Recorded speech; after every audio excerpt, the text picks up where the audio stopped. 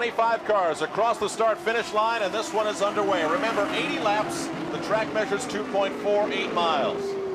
Roberto Guerrero grabbing the lead, Al, as they come out of turn 2 and down into turn 3 here. A second gear, 40-mile-an-hour right-hand bend that leads them out onto one of the fastest, two fast parts of the track.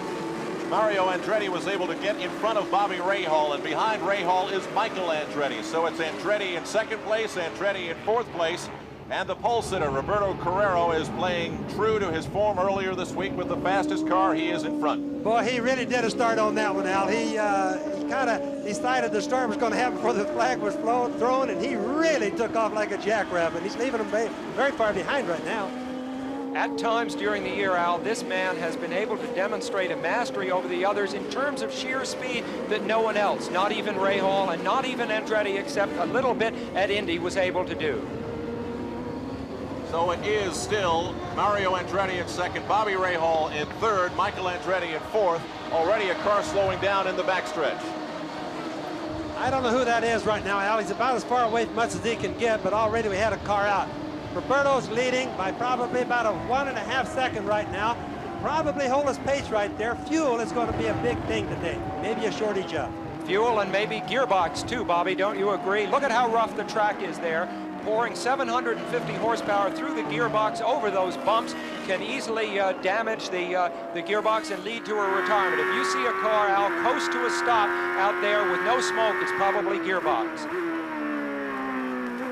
They're in the car of Bobby Rahal. Watch the way this track jostles him around. Rahal currently in third place. That's Mario Andretti just in front of him there. What is that, about a 1.5 second, maybe less than that, advantage for Andretti over Rahal. But notice how far ahead Roberto Guerrero has already pulled. Bobby in third can't even see him across this wide open track. So Guerrero has made an incredible start. It's a very competitive year of racing, and for someone to show that kind of extra speed, look at how bumpy it is here. Bobby has to pull away from the wall as they come down the next to last straight. That's the pit in there on the left. Now he pulls back to the left and goes into turn 11. The next to last turn, there's turn 12, and that's the start-finish line there. About 130 miles an hour through there. Well, Sam, as you brought up earlier, this is the transmission-killing racetrack. Historically, everybody breaks transmissions here. Engines are secondary, so I think right now what you see is Roberto only goes out so far, kind of stays there. He doesn't want to see how much lead he can get. You see Mario pacing himself, and you also see Bobby Rahal really not trying to run like it's the last lap of the race, because he realizes a finish is very important here. Still, it's Roberto Guerrero, who came from 22nd place to win at Phoenix this year, then had the disastrous engine stall twice on pit road that cost him, I believe, the Indianapolis 500, and he's been struggling ever since. So, the Cleveland Grand Prix is underway. Roberto Guerrero is the leader. We've got 78 laps to go.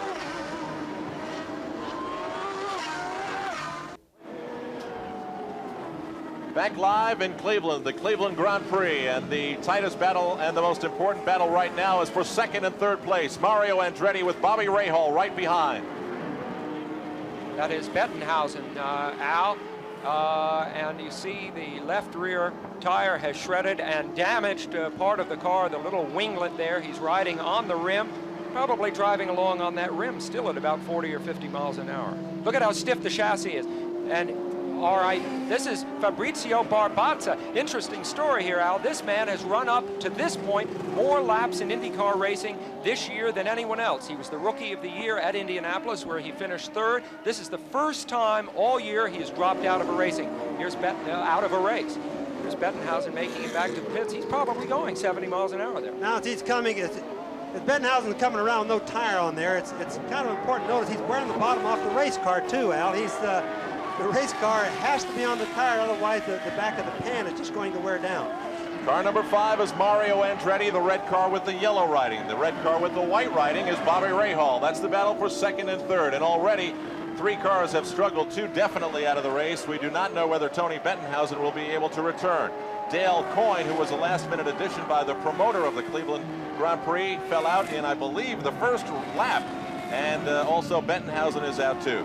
Coyne was out with gearbox trouble, which hints at what may be ahead for some of the front runners. Now, remember that this rivalry between Andretti on the right of the screen, now on the left of the screen, and Bobby Rahal on the right in the darker car, is a very intense one. And Andretti, of course, the veteran champion, man whose career was already a major success at the time when Bobby Rahal even began his career. And this has become a very intense rivalry. You cannot say these two men are terribly fond of each other. And Rahal has, of course, Andretti just where he wants him, calmly in his sights. Mario knows that to have any break in the championship out, he's got to stay ahead. He's got to score points today. Now, the one thing I notice, Bobby and Sam, is that it seems as though Mario and Bobby have very different ways of negotiating this course. They certainly do, and you can see that Bobby Rahal is starting to make a play on Mario occasionally. He tries to pass. What he wants Mario to do, he doesn't particularly care if he passes him right now, Al. He wants him to pick up his pace just a little bit more. Mario obviously could go faster, but he's trying to take care of his transmission. And Fabrizio's, Barbaza's car, we just heard, did drop out from transmission failure. So already we have 2 transmission failures. Very much what Sam and I were predicting early in the race. You keep your eye on the right hand of Bobby Rahal. You can see when he goes down to shift, you can also see the way he struggles with that steering wheel through each and every one of these 12 turns. Yeah, it's so bumpy over the turns that the car tends to flick almost out of control. The reason for this is the track is laid out on runways and taxiways of this airport here, and it's all on landfill out in Lake Erie, and it's settled differently. And of course, as Bobby, as a pilot himself, knows well, runways are not laid out flat anyway. They're tipped a little bit for drainage. As you watch Bobby Rahal run behind Mario there, you'll see Mario on the straightaways move off line. I just wanted to mention that, Sam, because what he's trying to do is keep Bobby Rahal from slipstreaming him too much and just getting any advantage. Now they're coming off of turn 3 on the what we call the long back straightaway. This is where most of the penalty occurs from slipstreaming. Now let's see if he pulls up on Mario now. 5th gear there. That, despite the openness of the track, you see him almost coming inside. That was a brief burst at almost 180 miles an hour out there, and it's the one part of the track that is the hardest for the driver to find a rhythm in, Al, because he's not closely confined by the edges of the track. He's wide out open in the middle of an expanse, and you have to really think where you are each and every lap. Are all the different lines that make up the runway and the taxiways as you cross them, is that disorienting? Well, no, actually, well, Bobby's going to say, yeah, I was just going to say that you need some lines to orient you where you are out there, because it's just a big, empty expanse. Well, what it is there's airplane marks out there. Those are disorienting, but what Sam is talking about is the black marks going into a turn like right there we saw are braking marks from the cars. Now they need those. That kind of tells them how deep they can go into the turns, Al. All right, we're in the 9th lap, and already Roberto Guerrero, the leader in the Cleveland Grand Prix, is lapping cars. I should tell you that Tony Bettenhausen, who limped his way into the pits, had a fairly quick pit stop and is back out onto the race.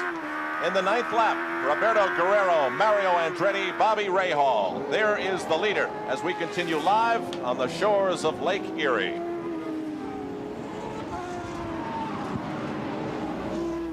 The action's hot on ABC's Monday Night Baseball.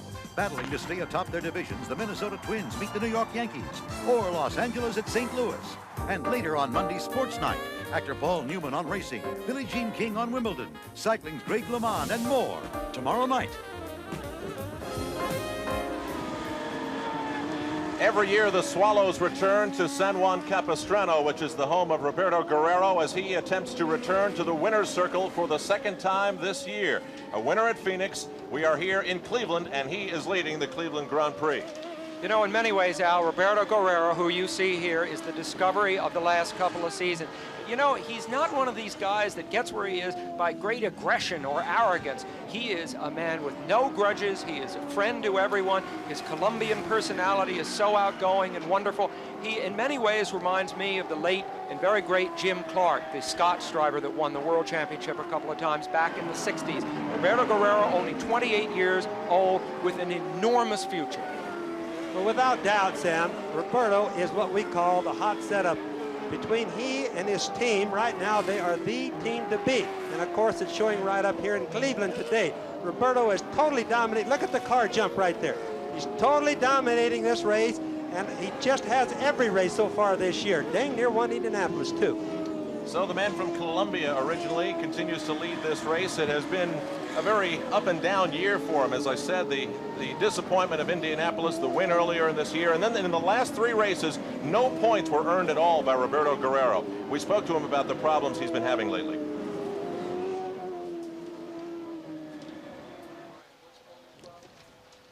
They've been working very hard on it, and you know, we believe we've made some progress, and hopefully we'll get a little bit of reliability. I have to commend the team on the other side. You know, the chassis side has been very, very reliable. We haven't had any problems at all with that, and it's been very competitive. Every time we've been out, we've been super competitive.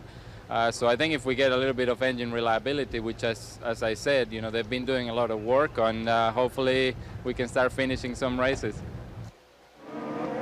So Roberto Guerrero continues in front. You see the lead he holds over Mario Andretti and Bobby Rahal. Yes, and Al, I just want to mention the problems that he's talking about the engines this year. I talked to Vince Granatelli at length yesterday about it. It's been piston breaking problems, not something that's common with a Cosworth engine. But nonetheless, he's blessed with it, and I think you call all of that racing luck. He's a soft-spoken man. He's the kind of guy you talk to for a couple of minutes and you know right away you like him. We hear that there is a problem with car number 7, Kevin Kogan. Let's go down to Jack Arute. Well, Al, it's been an extended stay on pit road for Kevin Kogan. They lifted the bonnet. They're now reattaching it. It seems that there is a problem with the ignition system.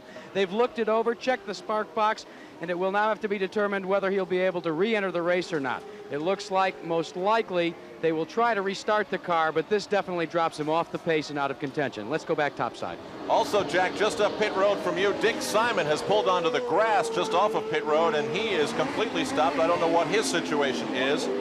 Al, this is a particularly bitter disappointment for Kevin Kogan. There's Dick Simon, who's pulled off. Just to mention that Kogan, in the first race held here back in 1982, Kevin Kogan led the first half of that race, broke down. He's always felt he was sort of owed a win here. Early yesterday, he was the fastest driver on the track for a while. He had his hopes up. He has not had a good season so far. Now he's out of it. It's difficult for Kevin because he is most well remembered for 2 great disappointments. One, an accident, and one, a great pass by Bobby Rahal to win or lose the Indianapolis 500, depending on who you're telling the story about. There is the leader, Roberto Guerrero, still in the Cleveland Grand Prix, as the first 5 cars have pulled away from the field. And we hear that Dick Simon retired with a gearbox problem. We're going to hear a lot of that today. There is Mario Andretti still in second place. Behind him is Bobby Rahal, then Michael Andretti, and then Emerson Fittipaldi, the 2-time Formula One World Driving Champion. And this battle has really closed up. No longer is it a 2-car battle for second and third. It is now a 4-car battle for second, third, fourth, and fifth. Good stuff. So you've got a batch of hot drivers right there. I mean, really guys that are good right now. Well, you talk about hot, you also talk about consistency. Mario Andretti, Roberto Guerrero, and Bobby Rahal have led 82% of all the laps that have been run this year in kart racing. That is now over 900 laps they've been in front, those 3 drivers, 82% of the time. And you think of the championship, Rahal leading with 74 points, Michael Andretti second with 70, Mario Andretti third with 59. So we're looking at the hot runners right there.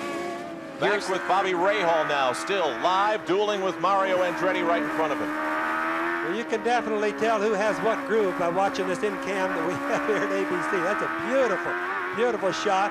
Bobby Rahal doesn't spend much time shifting. You see his hand go down, come right back up. Another thing for the fans to pay note and pay attention to is sometimes when he's in the corner, if the corner goes to the right, you see the steering wheel go to the left. That means that he's sliding just a little bit, Al. All right, let's try to pick up a sense of how Bobby Rahal is shifting the car. We were able to see his hand reaching down there for the shifter. He's into turn 3 now. That's second gear. That's about 40 miles an hour. It's very bumpy here as they come over the main runway. Now he's accelerating hard. He's in third. He's in fourth. He has 1 gear to go. Fifth, you see him snatch it there. Now he's about 180 miles an hour. Braking now for turn number 5 down into third gear. Not really closing up behind Mario. Bobby makes the point that sometimes you see him steer into the slide in the turn, especially over the bumps. Third gear here. Now, third gear, or was that briefly second gear? Anyway, there's a long section here that he takes. Yes, there's third gear. In third, really tough turns. 3 of them in a row. Big G-forces, long right-hand turns. Bobby Rahal coming out now onto the next to last straightaway. Upshift into fourth gear, 130 miles an hour. Jeff Brabham, I think it is, smoking there. That is a possible engine problem. Bobby, that could be your dark horse pick out of the action. Could be a transmission too. The smoke's coming back there. Could be a transmission, could be an engine. They don't normally have engine problems with that Honda, but that very well could be a transmission problem right there. But Jeff is definitely out of the race. That's that. Also remember, on a road circuit like this, when a car goes out or an engine is lost, they do not put a yellow flag out for the entire track, only for a specific turn or a section. Jeff Brabham, the potential dark horse, as Bobby Unser may have seen it, is out of this race, but he joins many in a race that has had a very high attrition rate. There's a look at the leaderboard. Guerrero, Andretti, Rahal, another Andretti, Fittipaldi, and Danny Sullivan moving up.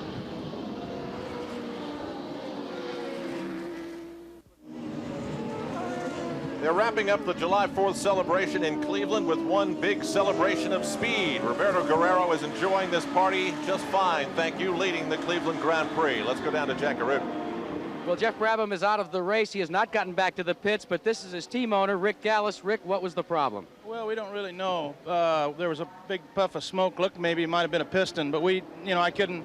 Jeff just said that something in the engine went, and transmission seemed to be okay. So until we get it back, we won't really know. And the Honda engine seemed to have been so reliable all year long. You really had good expectations from it today. Yeah, it did real well. Our final qualifying session, we actually ran quicker in our last practice session, and we're getting real good fuel mileage, and we expected to be a real contender in the race, so it's really too bad. Well, Rick can't fold his cards and go home yet because he still has another car out on the racetrack. Now he'll have to watch for the fortunes of his rookie driver, Jeff McPherson. Back up to you guys in the tower. Okay, Jack, of course, both of those drivers using Honda engines, the only two drivers in the field to run with the Japanese power plant. Average speed just over 130 miles an hour. We are watching the drivers negotiate the 20th lap of the 80 they must complete. You're looking at the battle for second and third, and this has been going on since the very beginning of the race. Mario Andretti in second, Bobby Rahal right behind in third. That gap is closer than it's been as we look now from the car once again of Bobby Rahal. Rahal accelerating hard here, and you see some of the bumps really at every point in the track where the runways change from runways to taxiways. You'll find some bumps, and look at how, if you look to the extreme left here, the track really ripples up and down. That's why they pull way away, and I think Mario was blocking Bobby briefly there, no question about it. You see him seesawing back and forth because that is a point on the track coming into turn 11 there, Bobby, where Bobby Rahal has had a chance at Mario in the last couple of laps. Sammy wasn't blocking him. That's the part I was trying to show you just a little bit ago, where Mario's trying to get offline so Rahal can't run in his slipstream, can't get a little help from the air. That's what he's trying to do there, just keep him from making a pass. Well, but I don't know, because I think weren't they just coming into the braking zone there at that point? No, they were just about 3/4 down the straightaway. But just short of it? We have two very long straightaways at this track, and so whereas most road courses you can't do a lot of slipstreaming, here you can do it two different places. All right, now remember the respective luck, Al, of these two men at the track. Mario Andretti, who has often led this race and almost won it on 3 separate occasions, but has the same kind of cloud hanging over his head here at Cleveland that that he does at Indianapolis. Bobby Rahal, who won this race, as you pointed out, back in 1982, that was only his 4th IndyCar race when he won this race. So Bobby Rahal seems to have the luck riding with him here. Of course, he's an Ohio resident. In fact, the car, I think, says something like the spirit of Columbus, Ohio on it. So he is here among friends, obviously hoping to do well. Mario is here in a place of bad vibration. It's interesting to note, and at times you may see debris build up on the lens of the camera, then it slides away. There's a plastic film over the lens of these cameras that is advanced to remove the debris, and you saw that battle there, that real tug of war with the steering wheel by Bobby Rahal. So far this race has been a model of consistency. The top 5 positions were set right after the green flag waved, and they have not changed since. Once again, Kevin Kogan is in the pits. That spark plug problem seems to be continuing for him, as Emerson Fittipaldi now has just created the first change since the start of the race in passing Michael Andretti. There again is the leader, Roberto Guerrero, and the last time we clocked it, he had a lead of about 5 seconds over Mario Andretti. If you had planned to fly into the Burke Lakefront Airport today, tell the pirate pilot to turn around. The place is closed.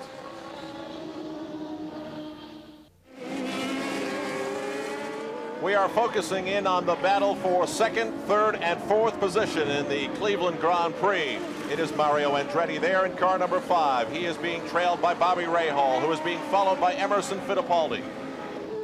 Well, that's one fine race. I've been watching that while we were on commercial, Al, and Emerson Fittipaldi is really coming up strong. He went right by Michael Andretti. Now he's got the second and third place waking up. He's saying, hey, boys, you're either going to have to pick the pace up or I'm going to have to pass you. I think that's what he's going to do pretty quick. These three men are driving a very smart race. Now, all right, what does a smart race mean exactly? You can tell that neither of them is making any desperate moves in traffic. If they lose a car length or two to pass a back marker safely, they'll do that. More to the point, they're not running so close to each other. Oh, look at that superb shot. That's as they're turning away from Lake Erie at speeds of, 120 miles an hour. You can see the heat coming up from the runways, although it is a little bit cooler right now than it was just an hour ago. Not as much heat reflecting up off the runways because it has become increasingly cloudy.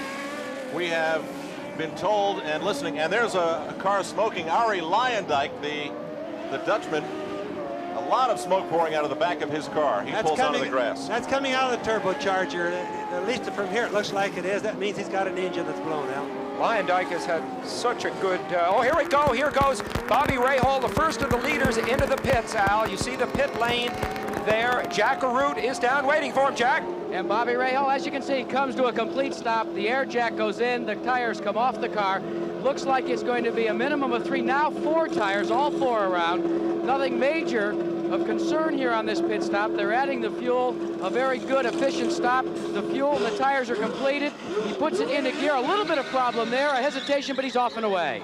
Most drivers had said they wouldn't pit until the 28th. And between the 28th and 32nd lap, so Bobby Rahal goes a little earlier as he comes down the pits, and that's a spectacular shot between those two walls. Did you see him just tearing off? They have several very thin visors that overlay the main visor, and as he exited the pits, Bobby Rahal tore off. There we go. That is still Luyendyk's car from another angle. He is completely safe, though, Alan, out of the car. There's Guerrero, the leader. You can just make him out in day glow there behind that debris fence. Now, I'd like to know from the two of you, there are differing strategies in the He's back coming of the in. field. He's coming into the pits. Back to Jack Arute. This pit stop is exactly according to plan. Mo Nunn, the crew chief, told Roberto Guerrero before the start of the race, lap 26, we're coming in. That's what they've done. They, too, are exchanging 4 tires all the way around. Guerrero keeping the revs up on the engine. They're adding the fuel. The last center lugs are going on the rear tires, waiting for the stop to be completed. It is, and he's away. Screaming rubber as he goes back out. Roberto Guerrero back onto the track. As he came into the pits, Mario Andretti came in. So did Emerson Fittipaldi. Saw how close they came. And here they come. 1, 2, 3. It is Roberto Guerrero there. Emerson Fittipaldi. Mario Andretti exiting pit road. Now this shows the game plans now of most of the teams. And most of them seem to have somewhat the same concept. Everybody's probably wondering, why are they changing tires on the first stop? Did they wear them out? Really, they didn't. The reason they're doing this is that if it's really close at the end of the race, they won't have to change tires again. The city of Cleveland off in the background. The 27th lap right now with all the pit stops that have been taken. Danny Sullivan is the leader of the Cleveland Grand Prix. Saturday on ABC Sports, swing with the legends. Palmer, Player, Rodriguez, Casper, Barber, and more tee off at the U.S. Senior Open Golf Championship live. Then on ABC's Wide World of Sports, he's won an Olympic gold medal. He's undefeated as a pro. Now, Meldrick Taylor faces his toughest challenge to date. Plus, the world champion U.S. volleyball squad lines up against China. All Saturday on ABC Sports. 28 laps complete in the Cleveland Grand Prix. Right now, the leader is a man born in Colombia. Behind him, a man born in Brazil. And behind him, a man born in Italy. It is Roberto Guerrero, Emerson Fittipaldi, Mario Andretti. What I would like to know, we started to get into it before, is the differing strategy that you would have in trying to weave your way through traffic and when you have a 5-second lead like Roberto Guerrero did before. Well, Al, in a race like this, leading the race is not nearly as important, except to get a lot of press, than it is in a lot of tracks because of the transmission, the high transmission failures that we have here. For example, right here, we're watching Roberto and Fittipaldi. Now, neither one of them are pushing really hard. Roberto's been operating with about a 5 to 5.5 second lead. They all changed tires. Remember, the first guy in kind of sets a precedent. If he changes tires, makes everybody else kind of go along with the same concept, unless the guy's really off base, and they're not. Like Roberto right now, it's getting pressed for the first time out of the whole race so far. But remember, here they normally don't have yellow flag close-ups like they do on oval track, so the guys can pit when they want to, and the first guy in sets the precedent for the other guys. Emerson Fittipaldi, 40 years old, former world champion. He won his first world championship. He has won 2 when he was just 24 years old. That's how long he's been on top of this sport. But he hasn't had much luck, Al, this year. As you see now, the battle for 3rd and 4th, Mario Andretti just ahead, and Bobby Rahal on the left of the screen in 4th place. Just to finish up on Emerson Fittipaldi, he had a 3rd place at the Meadowlands race last week, so finally he is coming into his form at this point in the season. Good battle here. The sun breaking through the clouds once again. That heats things up inside the cars as if there isn't enough heat already today, but still there are some dark clouds off in the distance behind the skyline of the city of Cleveland. Still, it is Roberto Guerrero in front, Emerson Fittipaldi right behind him, but right now you are looking at the battle for 3rd and 4th position, Mario Andretti, Bobby Rahal. But you know what, too, the heat coming out, I mean, the sun coming out and heating up the track can often change the handling of the cars. More so on an oval than on a road course, but it can be felt on a road course. Mario always seems to notice that, Sam, because Mario's probably one of the better test drivers that we've had in the Indy cars. And when the sun comes out, when the sun goes back behind the clouds, he always notices the difference on his tires.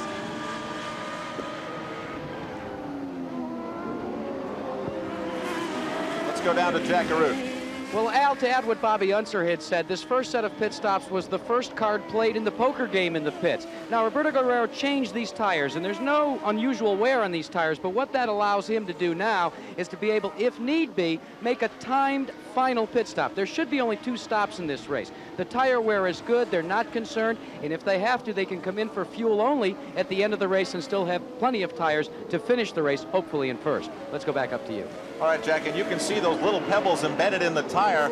By the time this race is over, most of these cars will look as though they've been sandblasted. The paint will be completely gone from the very tip of the car and along the wing from all the little pebbles that are thrown up from these tires. Now, let me make a point that is pretty obvious. At this stage, Bobby Rahal, running on the left of your screen, has decided he has got to get by Mario Andretti if he can. I think, Bobby, don't you? At this stage, Bobby Rahal feels he cannot afford to let Emerson Fittipaldi and Roberto Guerrero stretch any further ahead. In the early phase of the race, before the pit stops, he was content to stay behind Mario. I think we're going to see him push him a little harder right now. Well, the first 2 cars are running approximately 7 to 7.5 seconds ahead of these 2 cars, 3rd and 4th place, and there's good racing. The first 2 cars are racing nose to tail. These 2 guys, Mario and Rahal, are racing nose to tail, but Bobby has to get Mario going occasionally. Mario doesn't want to abuse the car any more than he has to. Look at that hard bump right there. Doesn't abuse the car any harder than he has to, but by the same token, like you said, Bobby Rahal doesn't want to get too far behind, so he's waking Mario up. Well, you know, one point you made before the race began, Bobby, is the different manufacturers of the cars. Now, Mario Andretti is driving a Lola. Bobby Rahal, right behind him, is also driving a Lola. So they are in the same kind of car, and they both, as a result, have the same gearbox. And it is known that the Lola gearboxes are delicate compared to the March gearboxes. They have a very small ring gear in them, and these drivers, perhaps more than the March drivers who are occupying 1st and 2nd in the race at this point, may want to be extremely delicate with what they do. We here, unfortunately, the reason we're not having a look at this battle from over the shoulder of Bobby Rahal, which we enjoyed, I thought, immensely earlier, is we're having what we hope is a temporary technical problem with that race game. Of the 25 cars that started, only 8 are on the lead lap. A moment ago, you saw Mario and Bobby pass another car that was not on their lap, and nicely he slid out of the way, and they roared right on by him. We are live at the Burt Lakefront Airport, a twisting track of 12 turns that actually resembles on paper the body of a race car itself. We asked Mario Andretti to tell us about the track. I think Cleveland is sort of it's an animal of its own. I I can't relate it to any other road course or certainly an oval. I think it's strictly a road course, very featureless and no points of reference. And that's the other thing. It's a place where you really have to pay attention to where you are and when you're going to back off. Your line going into certain corners is 4 car widths wide. You have a choice of 4 different lines, which conceivably could be just as good. And to me, it's a very confusing place. And I didn't enjoy it here at the beginning because I never felt that I had anything down. I just felt, gosh, I think I'm leaving so much here to be explored yet. Now, after a few years, I just feel, okay, I think I must have something down, but it's one of those places where you have so much choice of line that you never experience anywhere else. Just moments ago, Mario Andretti completed his 6,700th lap in an IndyCar, more than anyone in the history of IndyCar racing. You see the 2 leaders, Roberto Guerrero on the right, Emerson Fittipaldi on the left, as they accelerate into the most open part of the track. This is the part that Mario was really talking about when he said you could take 4 or 5 lines into the turn. It's that turn 5 out there as they come away from Lake Erie and now twist through a little bit narrower part of the track.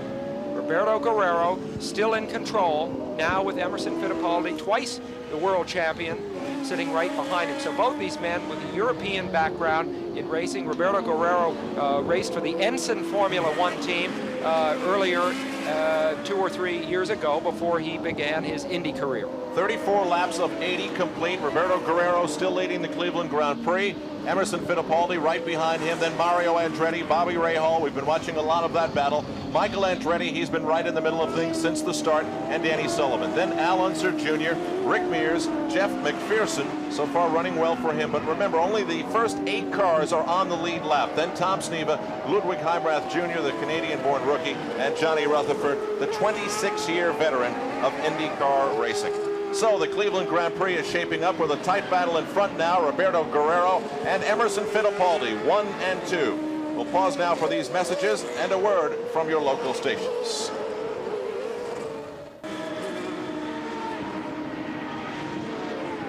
Seven cars have fallen victim in the Cleveland Grand Prix, none of them due to a crash. We have had 2 leaders, one Roberto Guerrero, the other Danny Sullivan, while Roberto Guerrero was in the pits. And the average speed has dropped down to 128 miles per hour plus. Moments ago, Mario Andretti was passed by Bobby Rahal, and here is what it looked like.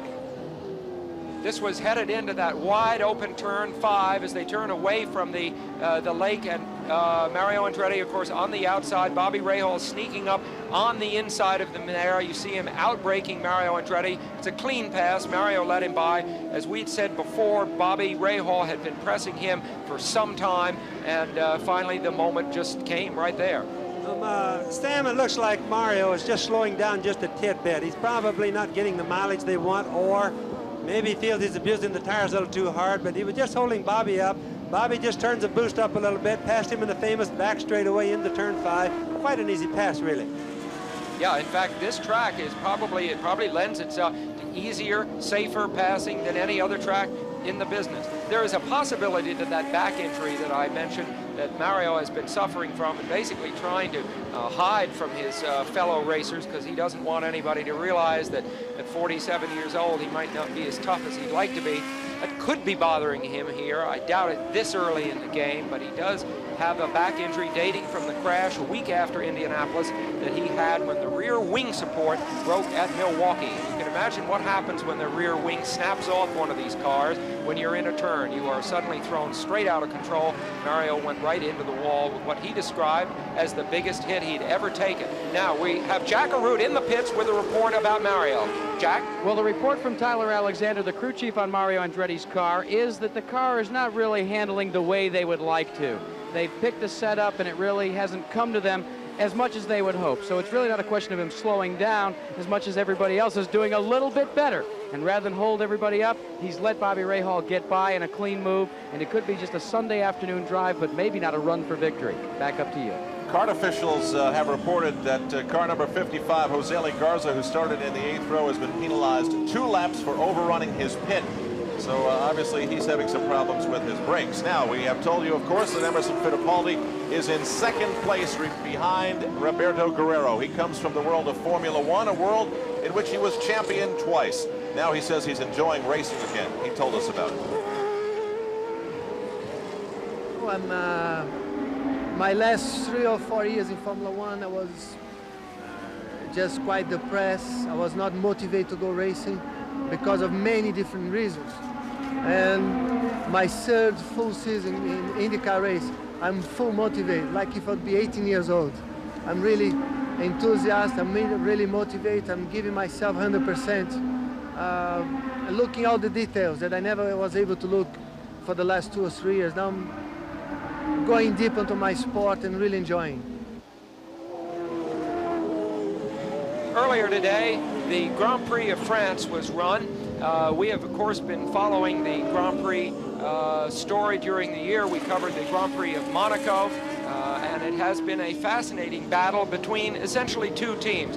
The Williams team, which today emerged victorious with Nigel Mansell and Nelson Piquet. Those are both Williams team drivers, defeating the team of tag team McLaren. Alain Prost, the current world champion, drives for McLaren. You see him in third spot there, and Ayrton Senna, who had won the last 2 races, the races at Monaco and Detroit, came in fourth. But it was a major victory for the Honda engine cars. Honda making a big push in Formula One, spending untold amounts of money. You see that Senna with the Honda engine has a narrow lead over Prost with a tag Porsche engine. And by the way, a Porsche is coming to IndyCar racing later this fall with Bobby's brother Al Unser driving it. So we're going to have the presence of Porsche here, as all forms of racing seem to be becoming more internationalized and certainly a great deal more expensive. We've passed the halfway mark in the Cleveland Grand Prix, and still the bright orange car of Roberto Guerrero is in front. Emerson Fittipaldi right behind him. Al, something to kind of take note on right now is young Michael Andretti, normally very much a hot dog, has slowly been slipping back. Michael is back to 7th. Al Jr. has passed him. Danny Sullivan's passed him. Al is 6th. Danny Sullivan is 5th. So we still have a pretty good race coming back in that part of the track. There is Michael Andretti. He had his 4th career win earlier in the year at Milwaukee, the same race in which his dad, Mario, was injured. And of course, Michael had to pass the wrecked car of his dad and watch his dad be taken out and put on a stretcher. He said it was the toughest thing that had happened to him in his career. Let's check in and see how many cars are actually out of this race and who are the drivers in those cars that are out. First of all, Dale Coyne started last, didn't last long. Now we got a pass. Emerson Fittipaldi has taken the lead from Roberto Guerrero. Only the 3rd leader that this race has known. It comes in the 43rd lap. Emerson Fittipaldi leads the Cleveland Grand Prix. And that's the same place, Al, that earlier Bobby Rahal squeezed by Mario Andretti. So that's that big sweeping turn. It's called turn number 5. And as Bobby said at the outset, that's all. We've had a spin. One of the Dick Simon cars here. Ludwig Heimrath Jr., the fastest qualifying rookie at Indianapolis, has spun here. That's something we wouldn't have expected. He's really a bright young man coming up, Sam. I just wonder if Ludwig had a little bit of a problem, because it's not like that boy to be spinning out. No, it certainly isn't. He's married to a delightful girl named Kathy Rude, incidentally, who suffered one of the worst injuries a driver ever has. She used to be a racer, no longer. Let's have another look at that pass for the lead. Now, an interesting thing to see here, after we see the pass, here comes Emerson right by. He slipstreamed him all the way, then whipped off to the right, got a little pull from one of the other cars in the slipstream department, goes right by Roberto. Probably turned up a little boost at the same time. But what's interesting now, or what's going to be interesting to see is, will Roberto chase ammo, use up the fuel, abuse his car, or let's see if he's going to be a smart race driver, just keep his pace going like he's been doing all day. That move certainly showed a lot of experience, didn't it? Let's go down to Jack Arute. Well, listen, here's what's happening down on pit road. Kind of appropriate when you're at an airport. They've been scurrying back and forth to the hangars. Not to get more of these kind of tires, but more of these kind of tires. These are rain tires, and if it starts to rain here, this will what most likely will go on the cars. The reports are that the rain is within 15 minutes of the area, a band of thunderstorms some 18 miles wide. The top teams have already taken these out. They're standing by. We could have an interesting finish to this race in the rain. All right, Jack's obviously been up there measuring the clouds as we continue now in lap 45. I gotta say, from up here in the booth, though, it looks better than that. Is that your assessment as well? Yeah, I think it looks a little better than that, but you never know. As we watch Emmo go, incidentally, Al and Sam, he looks like he's using his race car pretty hard. Now, Emmo is one darn good racing driver on road circuits, one of the best that I've ever seen. I've run with this guy lots of times. He's a super good race driver. He's got a very good car. They had an awful lot of problems early in the season, especially in Indianapolis, getting these cars going. They're Pat Patrick's cars, but they are going good the last couple of races. And Emmo is on a hot streak, and he's probably got an awful lot of frustration. Now, we're going to have to see, is he going to abuse his car and break his transmission? I certainly hope that Emmo doesn't. Bobby, remember that talk at Indianapolis about how Emerson was spooked about the place, was scared of it, and then he retired so early in the race? That was the low point, the nadir in the season. Now things are coming up, up, up. Emerson has not led so far this year, before this, I believe, and so we are seeing him maybe push the car, as you mentioned, harder than he ordinarily would. We see one of the main things at Cleveland is that Emerson, without a tremendous amount of experience on this track, maybe doesn't know how much to abuse the car. This track needs to be just a tick smoother so the cars will last, because you'd never see better racing than what we see right here at Cleveland. Now you're in the car of Tom Sneva, who is not on the lead lap. He is 2 laps behind the leaders, but it gives you a very good idea of what's happening between Roberto Guerrero, who is in second place, and Emerson Fittipaldi, who is now 2 or maybe 3 cars in front of Sneva. There's a lot of lap traffic that's involved in the front. I should also tell you that a couple of cars back, Danny Sullivan seems prepared to pass. He has just passed Mario Andretti to move Mario back now into 5th spot. Danny Sullivan claims 4th. Bobby Rahal still in 3rd. I did.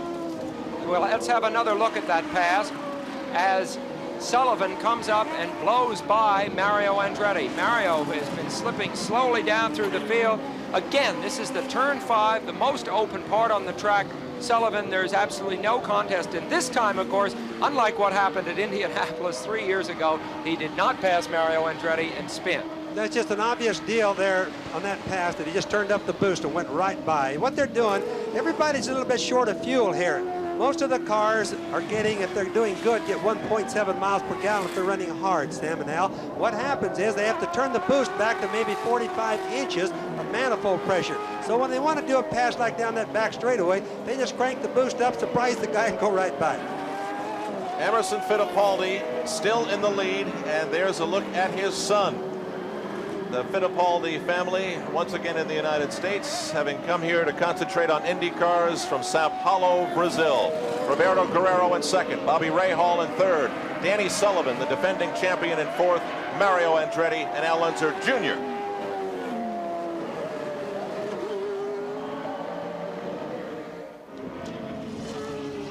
You're looking at 40-year-old Emerson Fittipaldi.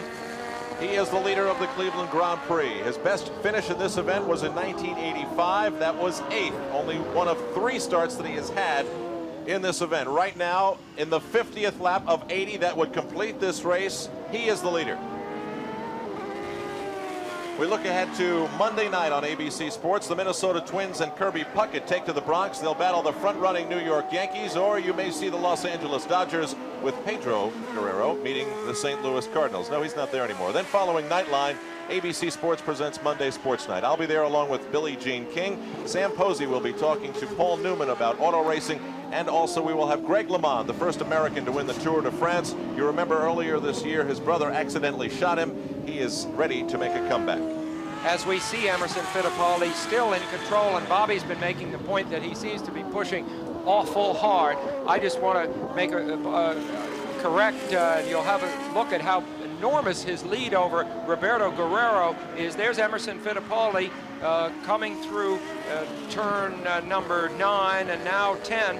And where is Roberto Guerrero? We're waiting this long, over 7, 8, 9 seconds for Roberto Guerrero, about 11 seconds back with Bobby Rahal right behind him. I was wrong. Emerson has led earlier in this season at Portland, which is 2 races ago. He led 45 of the 46 laps. Regrettably, I I didn't see that. I would love to have watched him. I'm a great fan of Emerson Fittipaldi. Sam, we've just about got another pass in the brew right now. We have Bobby Rahal moving up on Roberto Guerrero. Now, I'm not trying to say this is something bad, but look at there. An attempted pass right there, and I look for him to make a pass right down this next straightaway. I believe right now that Roberto's slowing down. He's about 9 seconds behind, as you just said. And I don't know whether he's having a problem. Maybe we could get Jack Arute down, but Rahal is definitely going to pass him in just a bit. Well, the lead shrinks, then it grows, then it shrinks and grows again. Rahal right behind Roberto Guerrero. This is the battle for second and third. Emerson Fittipaldi still in the lead. Danny Sullivan, remember, has claimed fourth, but he is not about to get involved in this battle between second and third place Guerrero and Rahal just yet.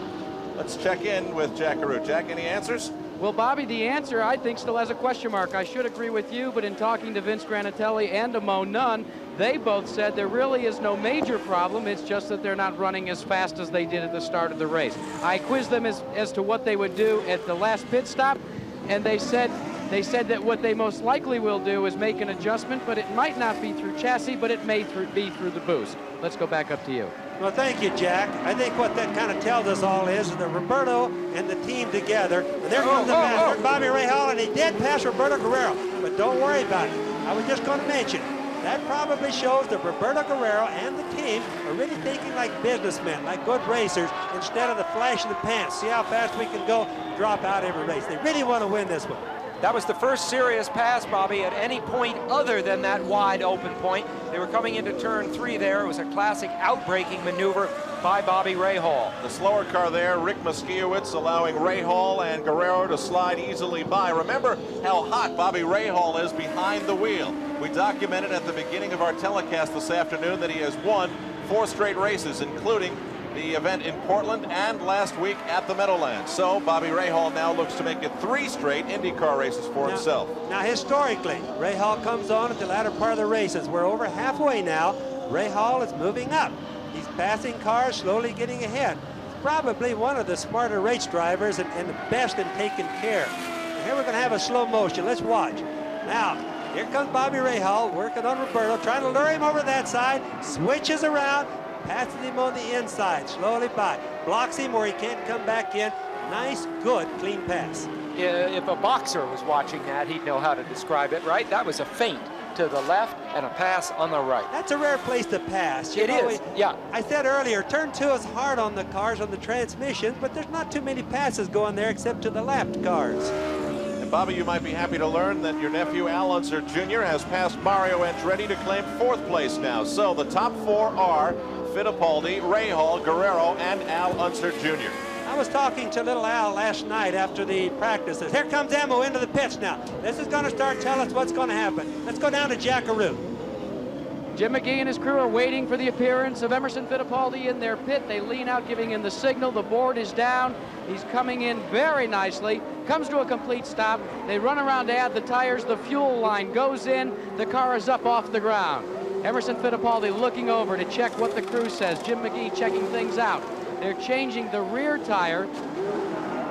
And now they're adding the fuel. They drop it down, and he's off and away. A good quick stop. What about it, Jim McGee? Is it the way you wanted it to go? Excellent, excellent stop. Very good. Well, that's the story from this end of the pits, but still, 2nd, 3rd, and 4th have to pit. Emerson Fittipaldi coming in lap number 54, as now Rahal coming in. Coming out. He's already made his stop. He's now resuming right behind Michael Andretti, who you see there in the blue and yellow car. But that's a measure of how far ahead Bobby Rahal is of Michael Andretti, because Michael Andretti has yet to pit. There's Roberto Guerrero now leading again thanks to the pit stop of Emerson Fittipaldi. Now, a good thing to take note of right now this early in the race. We only have 53 laps that have been run. It would appear that we're going to absolutely, beyond any doubt, make a 3 pit stop race out of it. So the strategies are not done yet. Oh ho! You see another stop. It was planned generally by most teams for 2 stops. But you're so right, Bobby. The window of opportunity, so to speak, they've stopped. Oh, here's Guerrero having trouble. Do you see anything wrong with? Did he just coast in? No, that was just a normal pit stop, Sam. He's coming in. He's just going to take on rear tires. Remember what we said earlier. What the first guy does, the second guy, the third guy, and so on do. I think it's going to hold true because we have another one. Let's get down to Jack Arute. Jack? Roberto Guerrero is done with his pit stop. They too changed the rear tire, but they have completed their work. Vince Granatelli calling the shots.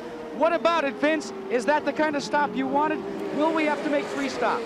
No, I'm really okay with this. Was our last stop, and that's just exactly what we wanted. We're real happy with the stop.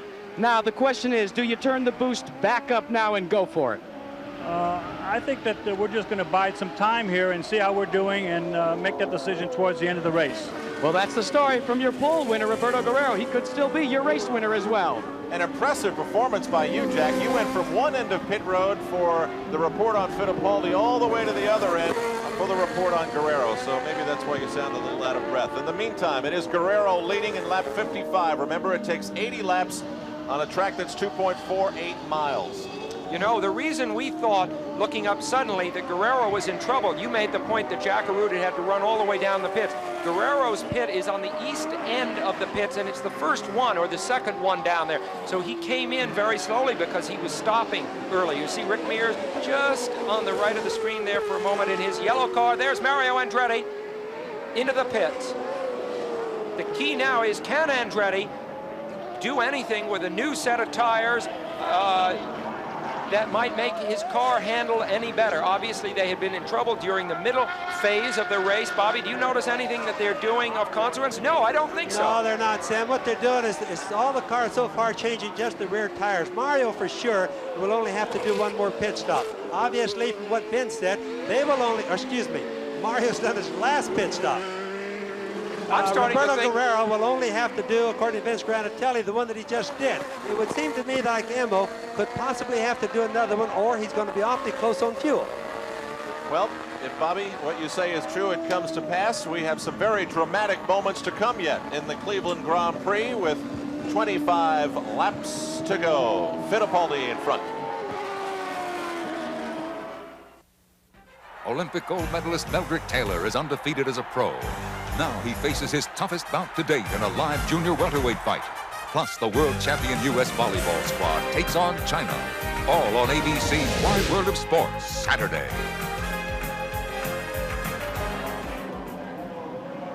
There were only 2 Honda engines running in the Cleveland Grand Prix. Earlier we showed you Jeff Brabham's engine go up in smoke. Now we can show you Jeff McPherson's engine go up in smoke. So both of the Japanese entries are out.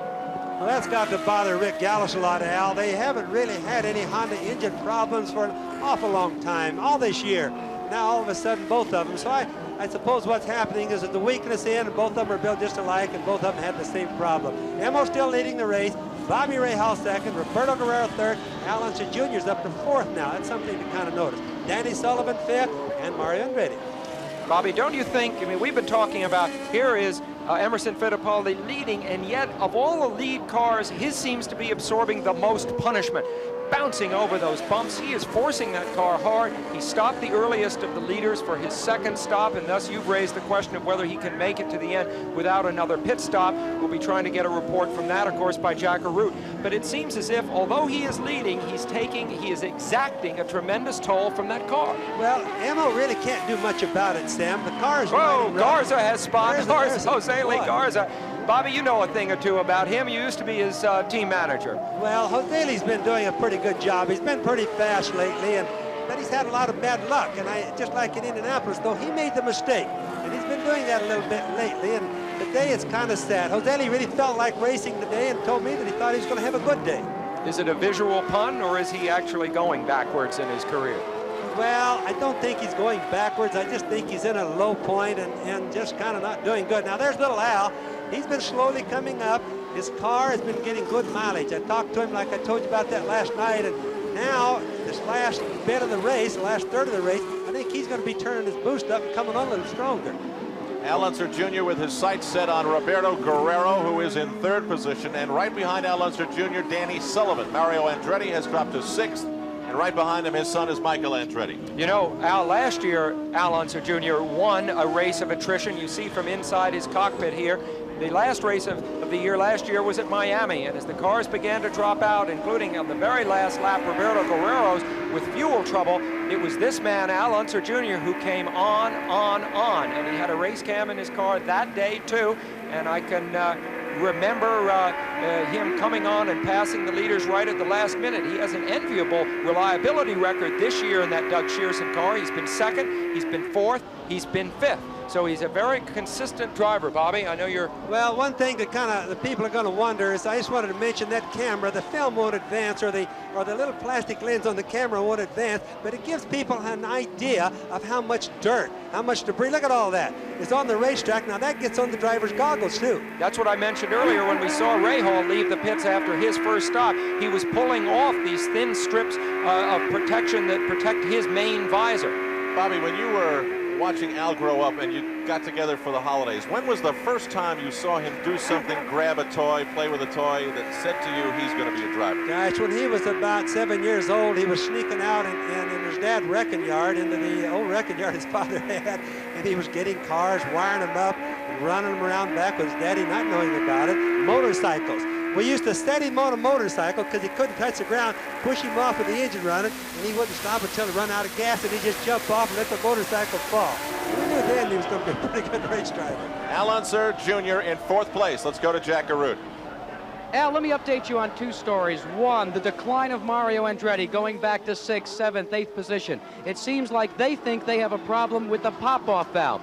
They don't feel they're getting the full amount of allowable boost. That's hurt their chances, and they're falling back dramatically. Now, let's talk about your leader. Behind me is his brain trust, that of Emerson Fittipaldi, Pat Patrick's, etc. As little Al Jr. moves into third place, let me tell you what the situation is here.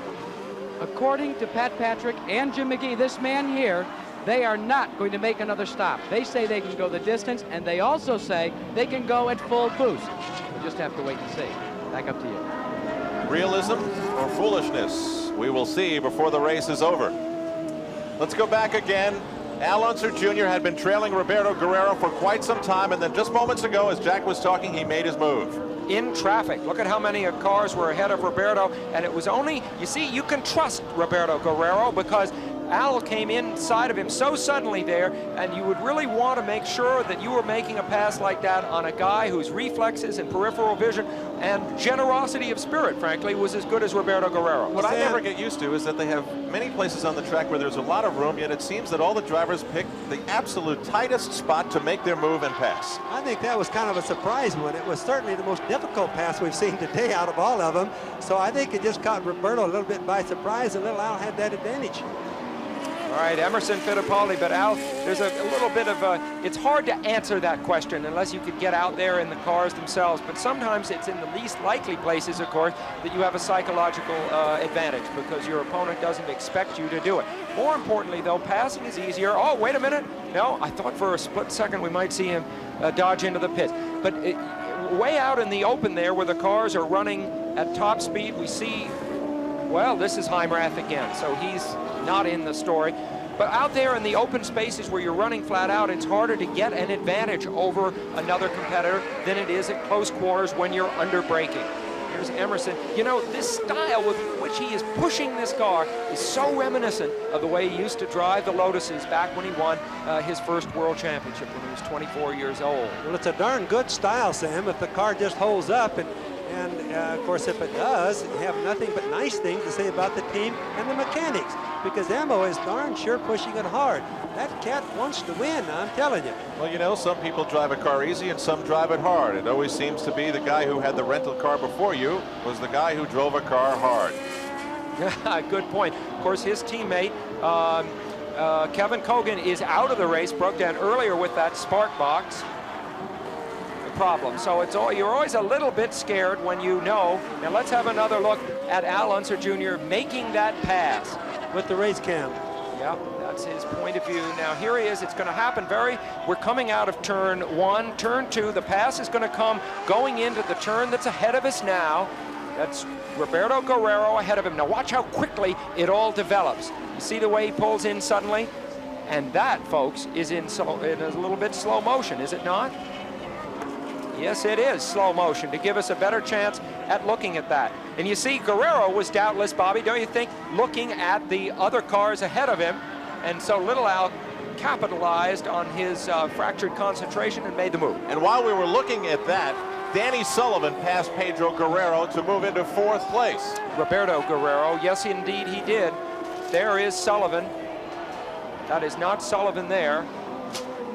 There is the leader, still Emerson Fittipaldi. So Sullivan has been on the move, back as far as 8th in the early going. He is now 4th.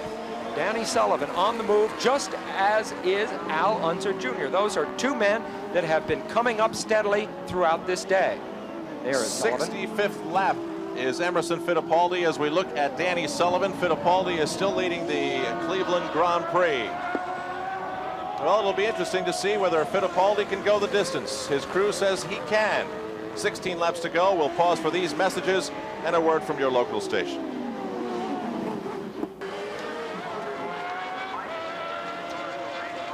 Back live at the Burke Lakefront Airport in Cleveland, Ohio. Emerson Fittipaldi leading the Cleveland Grand Prix, which is in its 68th lap. 80 laps make up this event. Emerson Fittipaldi, last time we checked, was 17.38 seconds in front of Bobby Rahal. A very, very strong lead indeed. Now, this is a time when Bobby Rahal uses experience and he uses calm. You never see him get excited. Emotions do, however, play a major factor in racing and in the mind of a race driver. We asked Bobby Rahal to comment. I don't think so, because I think, you know, I think the more, you know, if somebody passes you, you don't get mad. You know, if you get mad, then you're going to make mistakes, or you're going to, you know, try too hard, or you're going to... I think you've got to try to reduce everything down to the... I mean, sure, it's hard to get the emotion out of it. But I think the more emotion you can get out of it, get away from, the better off you are. The more you're able to react in a professional manner. More analytical you can be. You know, just, I think emotion, but I think that's the same with any athlete. That, I mean, you see in boxing, some guy gets hit and he gets mad and he goes after, he forgets everything that he's, you know, learned, and he just goes after the guy, and the guy just keeps tagging him because he's dropped all of his knowledge. You know, he's letting his heart rule his head. And I suppose you can get away with that for a little bit, but I think in the end it's the guy who can remain as detached as possible as the guy who succeeds. Succeeds? Yes, he does. 6 wins last year, including the Indy 500, and 3 in a row. Back to the lead, Emerson Fittipaldi. Bobby Rahal, by the way, has chipped a full second off the lead of Emerson Fittipaldi. It's down to 17 seconds. Let's go down to Jackaroo. And now when you talk about emotions, an emotional roller coaster is taking place here in the Emerson Fittipaldi pit. Just moments ago, Pat Patrick turned to me and said, we have a problem with fuel. I quizzed him a little further and he said, well, we're concerned. We've tried to slow Emerson down. He has not slowed down. The car does not sound the way they would like it to sound, and they are concerned. They are losing as much as a second a lap to second place Bobby Rahal. In the meantime, the best observer throughout the day has been the 11-year-old son of Emerson Fittipaldi, Jason. Jason, what do you think about this problem? Do you think your dad's got a problem with fuel or not? Nah, I think it's okay. You've been here since summer vacation, traveling with your dad. We understand you now want to be a race car driver as well. Yeah, maybe. What's the best advice your dad's been able to give you if you decide to take a career in auto racing? I don't know, racing and... Be exactly like him, right? Yeah, right. Well, that's the story, and we're going to stay right here just in case a third and final pit stop is necessary by your leader. Back up to you. Jack, in the future, I think Jason might have to let his driving do the talking.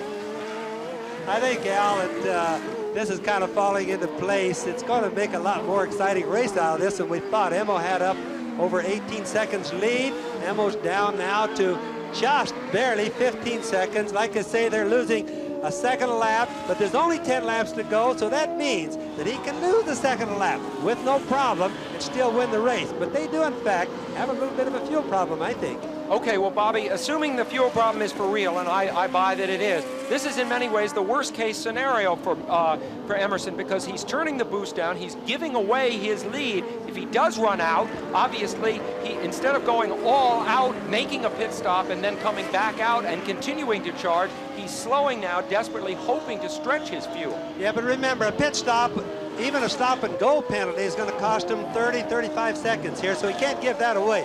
The only thing he can do is shift the transmission a little bit earlier, turn less RPM, and have the boost down as far as he can.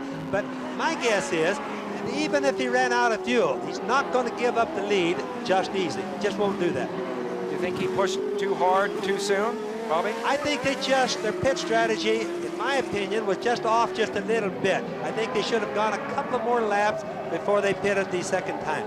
In the last 4 laps, Bobby Rahal has made up 4.5 seconds on Emerson Fittipaldi. We are in the 72nd lap, and Fittipaldi's lead is 13.3 seconds. The Cleveland Grand Prix is approaching its conclusion. The action's hot on ABC's Monday Night Baseball. Battling to stay atop their divisions, the Minnesota Twins meet the New York Yankees, or Los Angeles at St. Louis. And later on Monday Sports Night, actor Paul Newman on racing, Billie Jean King on Wimbledon, cycling's Greg LeMond, and more tomorrow night.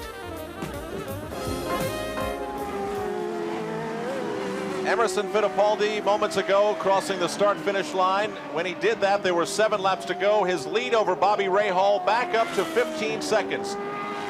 Moments ago, Tom Sneva spun. You remember yesterday he crashed. They repaired the car. He started today's race. We had a camera with Tom Sneva when the excitement occurred.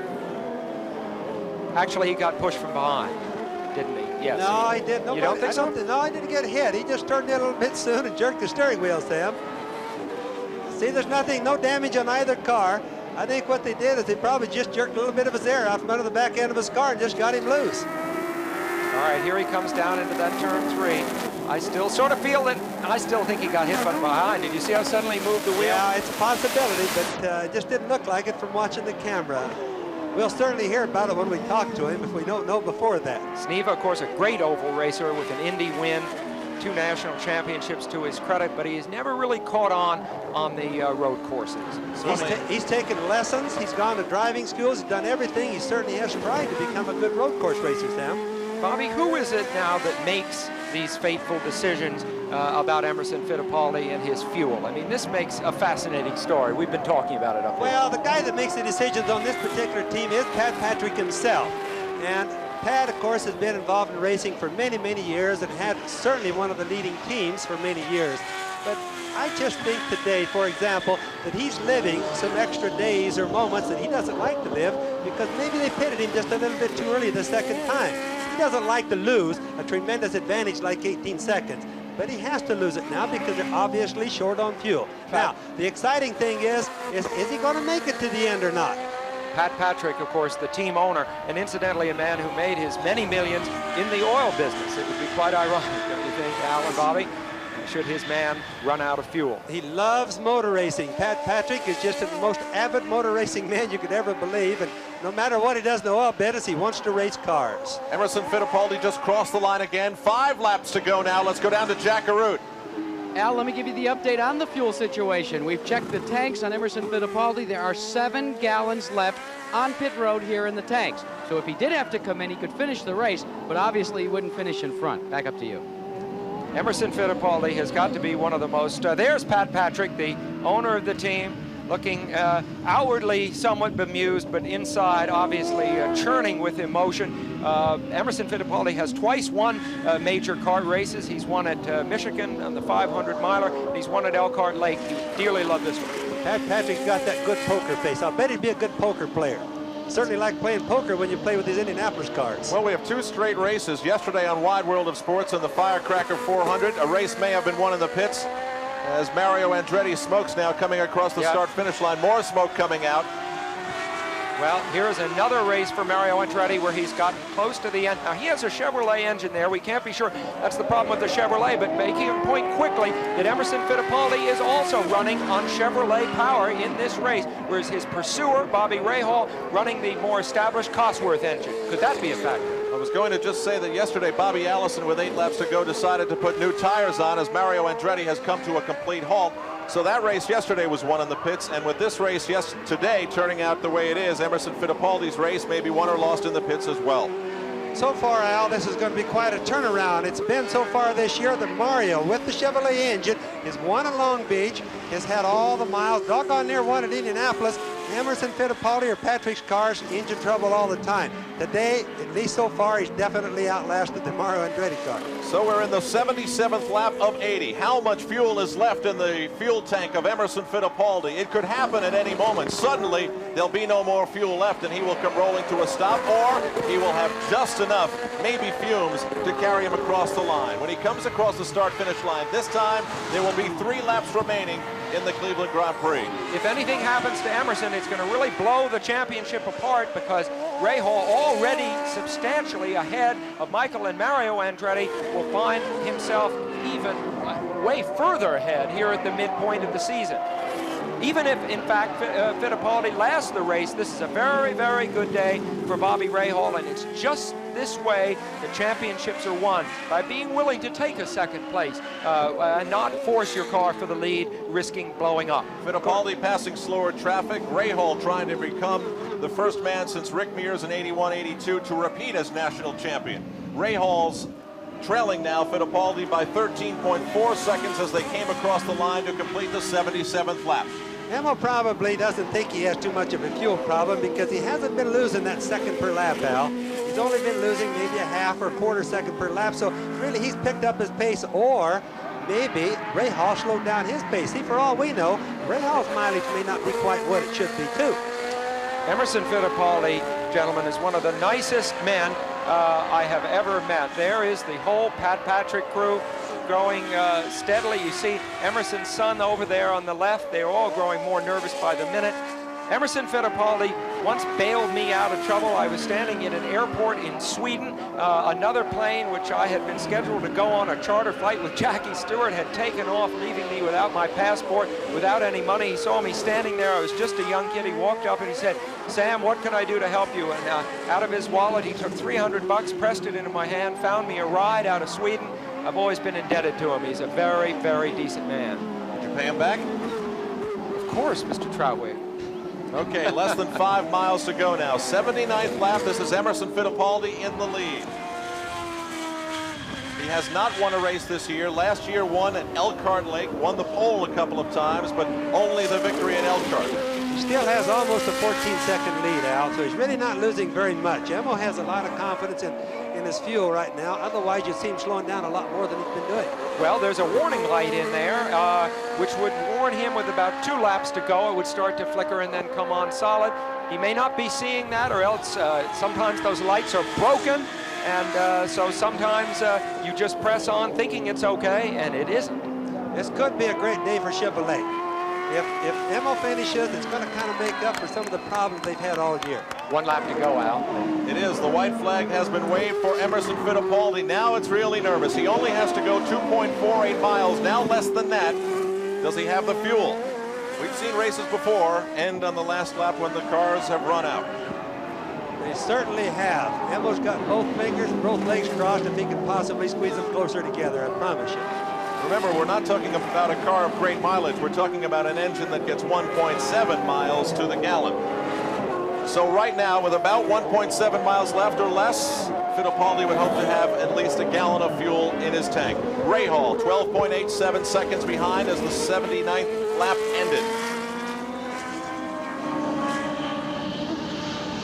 Fittipaldi going through the last few turns.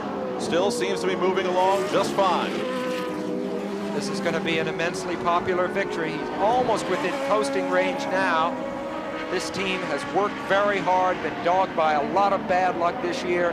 This is going to resurrect them very, very quickly and make them a factor from here on out. Here comes Emerson Fittipaldi winning the Cleveland Grand Prix. His first victory this year on a track that has frequently awarded victory to players who have not won before or have not won frequently.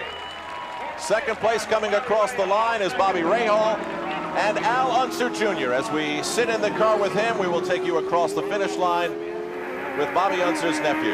A good finish for him, Bobby.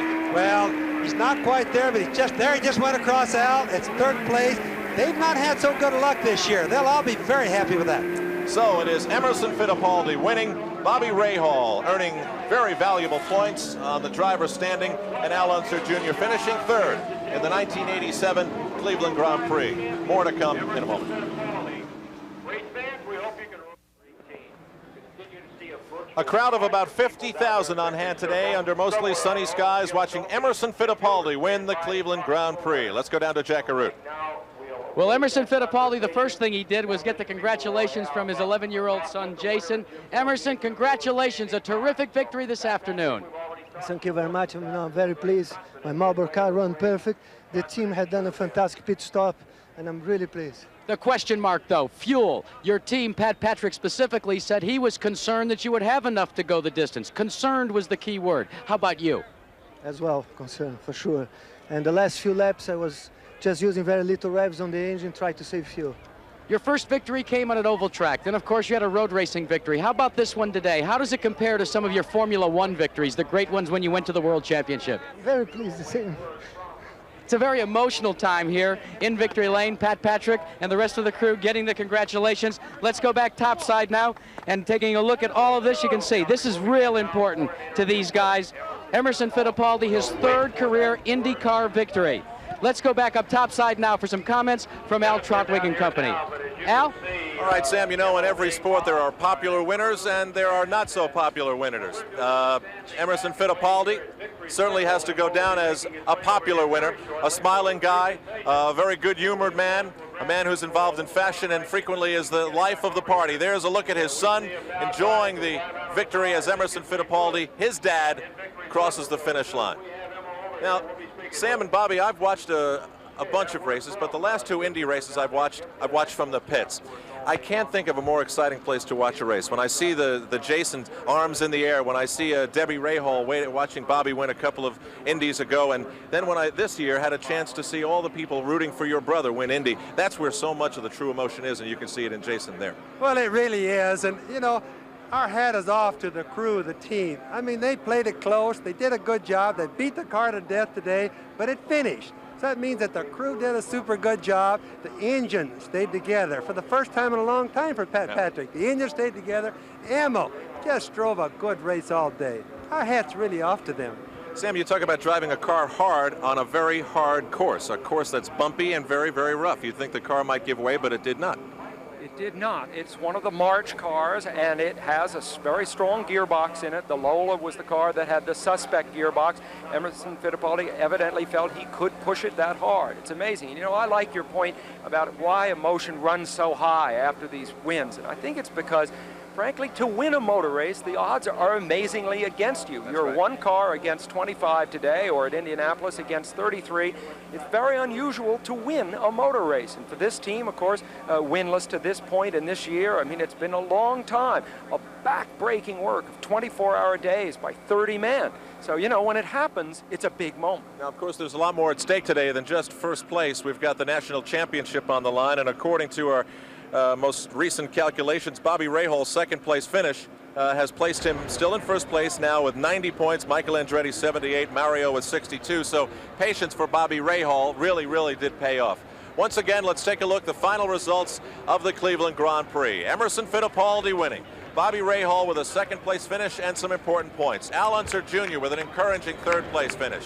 Danny Sullivan looked like he might be coming on, but didn't have it in the end. Roberto Guerrero, for more than 50 laps, the leader, did not win. Michael Andretti, Rick Mears, never a factor. Neither was Tom Sneva, Johnny Rutherford. Mario Andretti, right in the top 5 for so long, finished in 10th place with his engine failing near the end. Then John Richards, Rick Muskiewicz, Scott Goodyear, Jose Legarza, Jeff McPherson, Ludwig Heimrath Jr. All these cars were not able to finish the race as you look down at the list of other drivers who did fall victim to the list of attrition. Let's go back to Jack Arute. And take a look at this. Here's a good indication of just how tough this race is. Covered with perspiration is your second-place finisher, Bobby Rahal. It was a hot afternoon, wasn't it? It was. It was a hard race. You know, right from the word go, had to run hard. And, you know, the car ran very well. The crew did a great job, as always. Just not quite enough today.